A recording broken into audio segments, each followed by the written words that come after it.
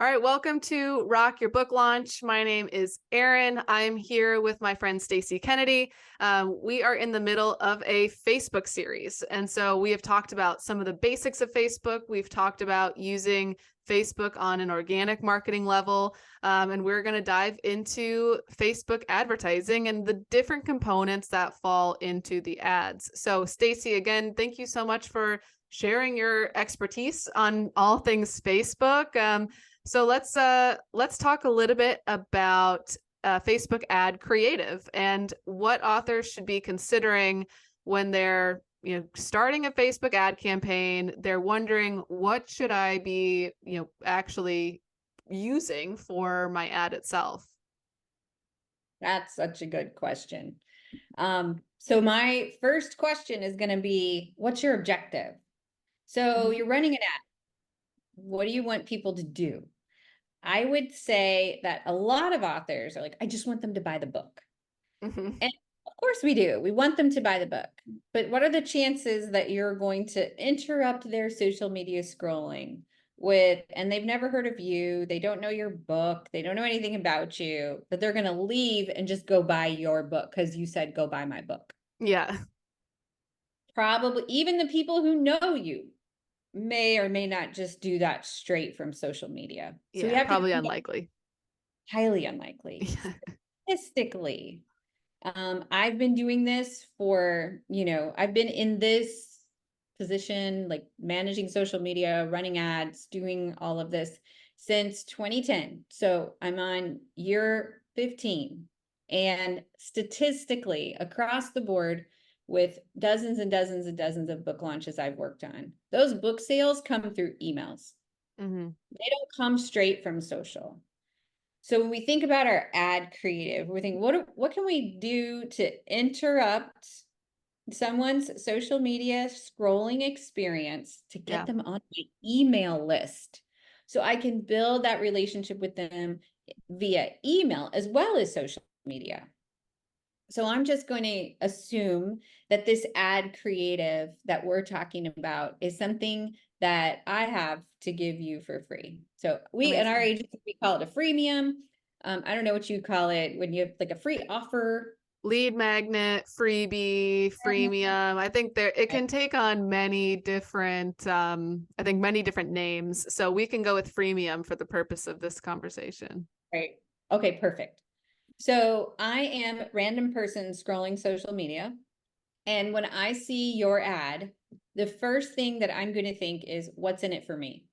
Mm-hmm. So when you think about what your creative is, hopefully you'll have maybe just a plain graphic and a video that you can test against each other. Mm-hmm.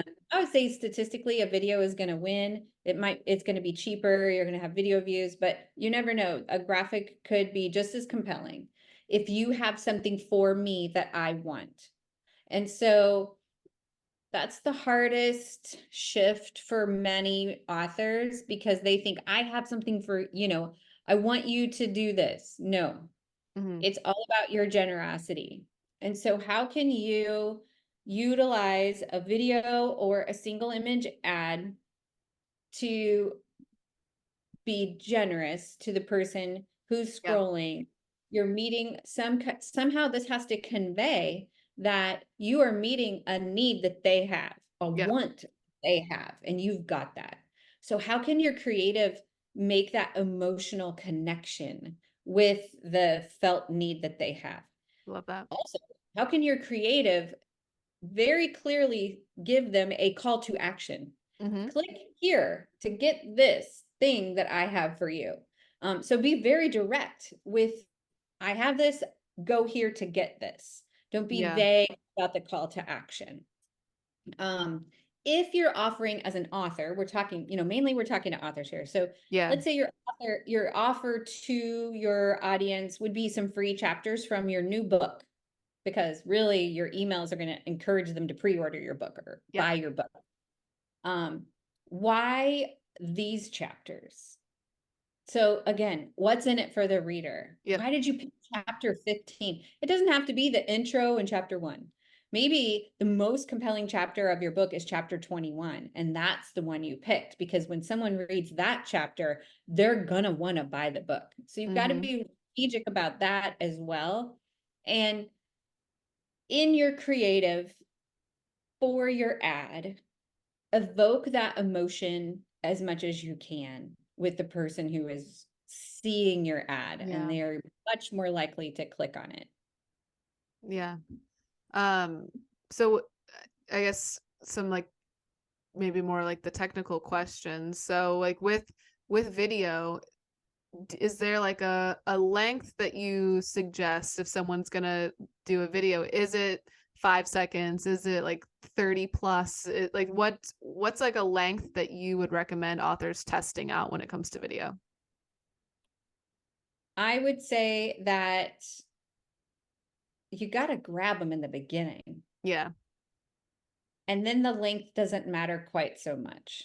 Don't be boring in the very beginning. You've got them for like 1 or 2 seconds. I mean, don't do anything crazy, but hit that emotional felt need really quickly so that then they'll keep watching. To me, what's more important with a video ad creative is making sure that you have captions. Because the default setting in social, on Facebook and Instagram is mute. People are reading videos, they're not listening to them. And so make sure that those captions pop up and that people can see what it is really quickly as well. That's great advice. I know I'm when I'm on Facebook or Instagram, it's either like late at night when my partner's gone to sleep before I have, or in the morning when I've woken up before he has. And so I'm on mute all the time because I'm like I can't wake him up. So I am definitely a silent video watcher. So captions are a huge kind of a huge piece of it for me. I feel spoiled because like sometimes if I'm scrolling and then I see a video and it doesn't have captions and I really want to watch it, but for some reason I'm in a place I can't, like I just get frustrated. So you don't want to frustrate your people.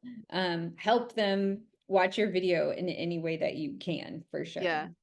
The other thing I would say about video is just make it visually appealing. Even if you're taking, even if your video is just you, if it's going to be an ad, look nice, have some kind of a decent background and good lighting so people can actually see you. So and then another thing too, that I mean, in terms of like testing out different types of like of creative or content, what do you think about like reviews or endorsements? Is that would you say that's worth like testing out as well? For sure. I think telling people that other people liked what you have made and telling them why, like showing them that, I think reviews are really important. Whether the review, one of my favorite things is when people post bad reviews and make fun of them, but that's just humor. Because it just gets me curious. Use reviews to your advantage. Now, if you're running a pre-order campaign, you might not have those reviews yet. You might have them on Goodreads instead of Amazon, but you might have testimonials and you might have endorsements. And so definitely test out all different ways of either having a video, or those could go on a single image graphic or even on a carousel ad, which is basically you have picture and then you swipe and then another picture. I think testimonials and reviews work really well on carousels. Amazing. Awesome. Well, in our next episode in the series, we're going to dive into ad copy. So if you're, again, an author looking to utilize Facebook advertising for your book promotion, stick around for the Facebook ad copy episode. Thank you so much, Stacy, for talking a little bit more about Facebook ad creative. My pleasure.